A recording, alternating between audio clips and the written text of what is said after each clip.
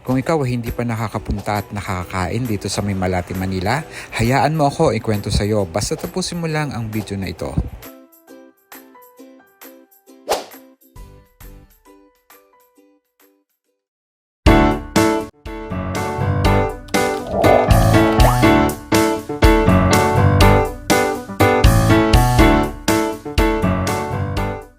Guys, andito ako ngayon sa May Rosa Street, Malate, Manila. At ngayon ay titikman naman natin ang isa sa mga masasarap daw na pares at mami. Dito lang yan sa gym. Dito sa kainan na ito ay self-service. Piliin mo ang order mo, bayad mo at kuhanin mo. Ang sabaw dito at unlerized na rin at may kasama pang soft drinks. At ito naman ang pares bulalo kung tawagin nila. At ito naman ay ang mami na punong-puno ng laman ng loob ng baka. At sa order namin ito, sinamahan pa namin ng nilagang itlog. And this is it, the moment of truth. Tikman naman natin ang tunay na lasa ng kanilang pares. Sa halagang 250, meron ka ng isang masarap na pares bulalo na may kasama pang na bone marrow. So, i-check natin ang lasa. At eto na. At talagang napansin ko dito, hindi talaga tinipid nila ang kanilang pares. May 3 hiwa na malalaki at malalaman pa. Bukod dito, yun nga, meron kasama silang bone marrow. Sa sobrang lambot talaga ng baka, ay madali mo siyang makakain. At maya-maya ay tikman naman natin yung tinatawag nilang bone marrow.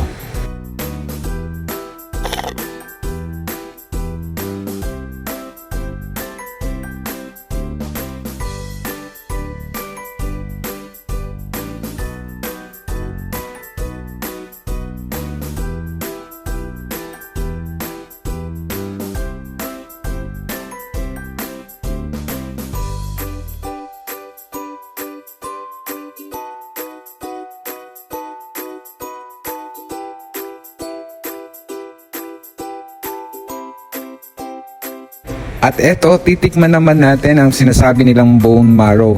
Curious ako dito sa lasa nito at first time ko rin makakatikim. Tikman natin. Wow, nakakatakot siyang kainin. Kasi talagang sobra at ramdam mo yung mantika. Ay mali pala, yung taba pala.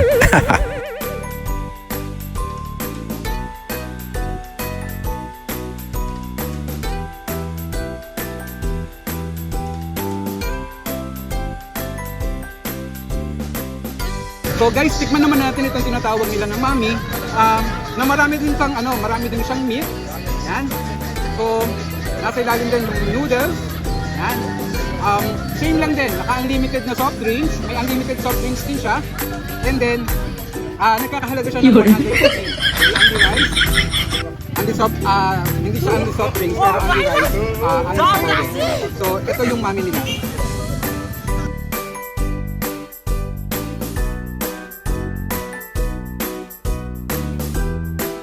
At sa part naman na ito, magpapakatotoo ako, hindi ko siya nagustuhan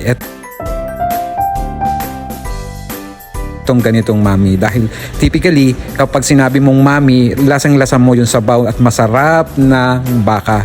Pero dito, nalasahan ko yung medyo mapait na at the same time, siguro bagay na bagay ito doon sa mga mag-iinom. Dahil pagkatapos mong mag-inom, pwede mo itong kainin.